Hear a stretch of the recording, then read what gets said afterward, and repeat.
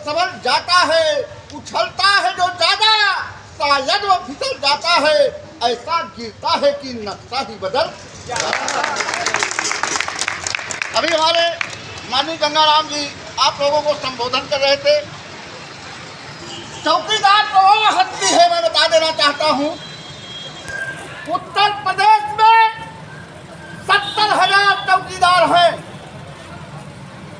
70,000 चौकीदार माननीय मुलायम सिंह जी को 3 बार उत्तर प्रदेश का मुख्यमंत्री इस आशा से बनाया कि माननीय मुलायम सिंह जी चौकीदारों को बिहार की तरफ भला कर देंगे, लेकिन उन्होंने दिया क्या?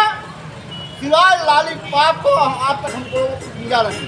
देखो मैं सत्य बोल रहा हूँ, अगर माननीय मुलायम सिंह जी यादव चौकीदारों को बिहार की भांति चतुर्थ श्रेणी कर्मचारी का दर्जा दे दिए होते, आज हमारा चौकीदार दर्जा की ठोकरें नहीं खाता।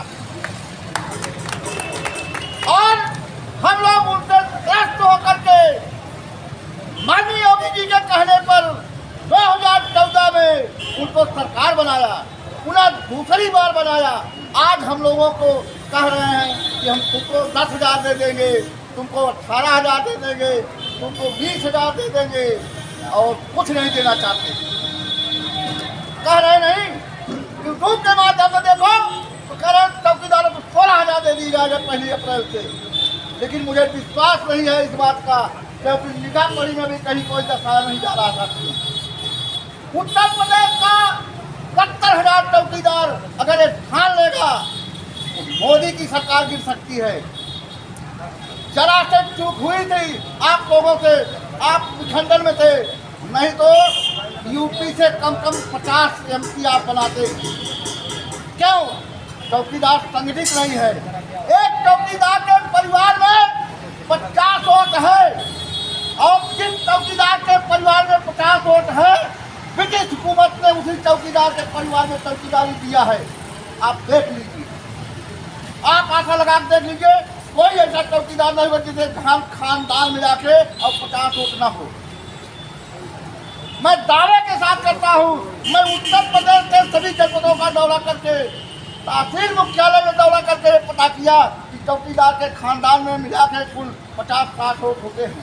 मैं 60 वोट नहीं मानता, मैं 50 वोट केवल एक चौकीदार के घर में मानता हूँ।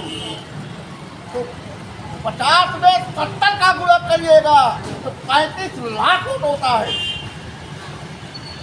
है कि नहीं?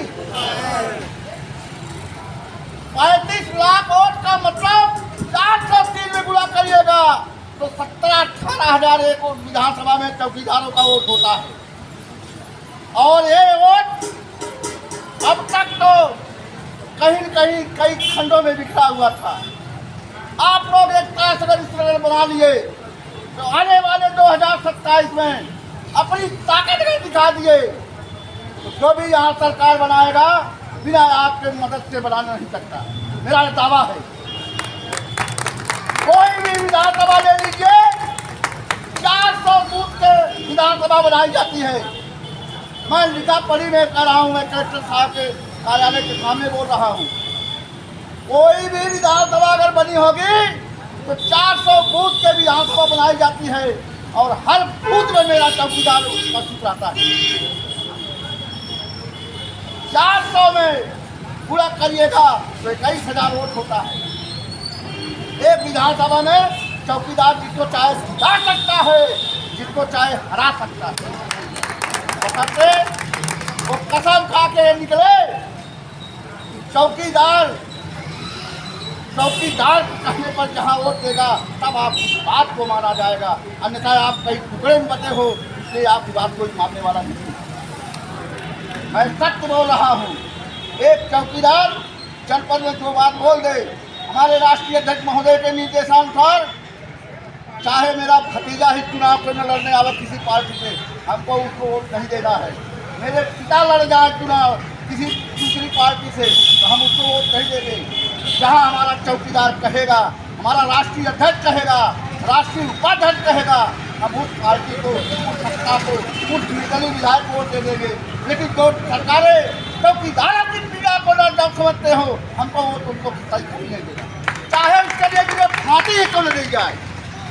मेरा हक अधिकार मैं मांग रहा हूँ। एक राष्ट्र एक देश, ये कैसा है भाई? कहते हो सबका साथ सबका विकास। बिहार का चौकीदार 60,000 पा रहा है, यूपी का चौकीदार 2500 पा रहा है, हरियाणा का चौकीदार 12,000 पा रहा है, यूपी का चौकीदार 2500 पा रहा है। ये कहाँ है भाई? एक राष्ट्र एक देश एक कानून कहाँ चला? मैं दावे के साथ इस मंच से कहता हूँ कि अगर एक राष्ट्र एक देश की बात करना है, पहले उत्तर प्रदेश के चौकीदारों के बारे में ख्याल कीजिए। मैं इसलिए कहता हूँ साथियों, मुझे अगर जरूरत पड़े मैं बीच में आता रहूँगा आप लोगों के बीच में। अब हमारे बीच में माननीय दिलदार खान जी जो हरदोई से चल के आए हैं, हरदोई के जिला प्रभारी हैं राष्ट्रीय चौकीदार सेवा समिति के, आज वो हम लोगों के बीच में आ गए हैं और आप लोगों को संबोधित करेंगे। माननीय दिलदार खान जी, आप आइए और हमारे चौकीदार भाई